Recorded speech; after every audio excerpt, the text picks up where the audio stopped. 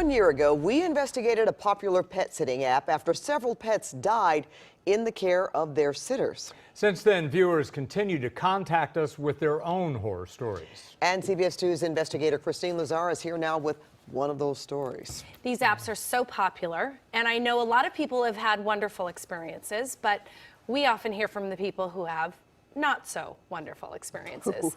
Last year, we introduced you to 3 pet owners who had their dogs die in the care of a Rover pet sitter.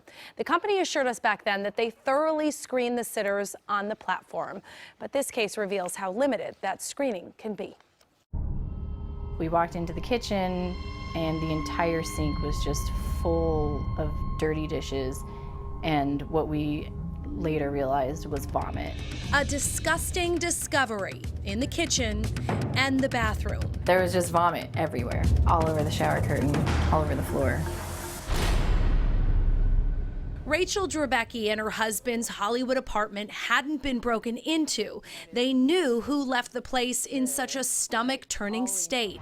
We started cleaning right away because we literally didn't feel like we could even sit down. It was the man they hired to stay in their home and pet sit their cat, Muffin, a sitter they booked through Rover.com. Our immediate reaction, we just kind of freaked out. We were like, wow, I can't believe somebody would do this. And there was more. The couple says they found one of Rachel's shower caps on the smoke detector. They snapped this photo. Then we noticed that there was a white crystally substance on top of our dresser. And when they looked closely at their sheets, the pillowcase was basically like this, and there was blood on the pillow. Though shocking, the mess wasn't a total surprise to the young couple. Their sitter had texted them the day they were coming home from vacation. He wrote, "Sorry about the mess, complications with HIV meds, waiting to be admitted." Rachel responded with, "No worries, just rest up and feel better."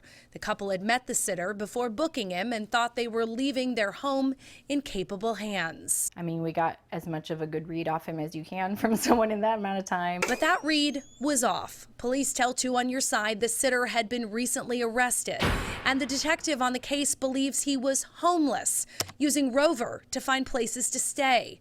When Rachel and her husband went through their home after cleaning it, they say they noticed gift cards were missing, as well as their entire rainy day fund they had hidden in their office. $1,900 gone. Rachel once again texted and called the sitter. And he didn't respond to anything. So she called Rover. They said they would remove his profile from their page. They would contact him to see if he wanted to help resolve any of this. And what became of that? Nothing. Absolutely nothing. That's because outside of a limited guarantee that covers damage to property or injury to a pet, Rover's terms of service says it's not liable for the actions of its sitters. And though California has laws regulating sitters who work for licensed boarding facilities, we don't have any regulation or legislation that addresses what happens when you use a marketing platform to find a pet care service provider. Carmen Rustenbach is the founder and CEO of the International Boarding and Pet Services Association. I think it's really challenging for a marketing platform to screen providers.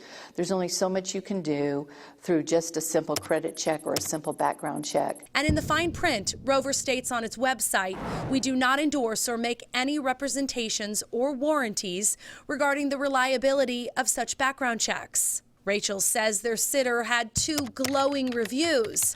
She says she'll never use a pet sitting app again. It says that you can hire trusted pet sitters. This person is not trustworthy, clearly. Rover did send us a statement saying that 500,000 services have been booked in the LA area through their app, with almost every stay going exactly as planned. They did remove the sitter and are working with law enforcement.